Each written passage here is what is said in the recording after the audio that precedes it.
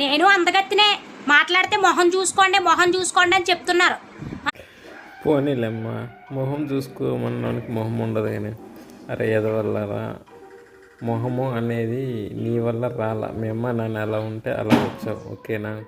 వాళ్ళ అమ్మ నాన్న అలా ఉండడం వల్ల వాళ్ళు పెద్ద తప్పేం నేరమేం చేయట్లే. మీరే మర్డర్లు, రేపులు, అఘాయిత్యాలు, దొంగతనాలు, మోసాలు, ఈగు, అహంకారం, గర్వం, రూపాయి కోటి రూపాయలు బిల్డప్, ఏమీ లేకపోయినా అన్నీ ఉన్నాయని ఇతరులను బెదిరించడం, మోసం చేయడం, దొంగతనం చేయడం, ఇవి నేరాలు. మనిషి దరిద్రంగా ఉంటే నేరం కాదు. మీరు చేసేది ఇతరులకి ఏదైతే ఇబ్బంది కలిగిస్తారో, ఇప్పుడు నేనైతే ఎవడన్నా గిచ్చితే నీకు నొప్పి అనిపిస్తుంది, తిడితే నొప్పి అనిపిస్తుంది, ఇతరులు బాధగా అనిపిస్తుంది. అది ఇతరులకు చేసే వాళ్ళని సైకోలు, పిచ్చోళ్ళు, దరిద్రులు, మెంటల్ వాళ్ళు, వాళ్ళు కర్మ అనుభవించిపోతారు, ఓకేనా?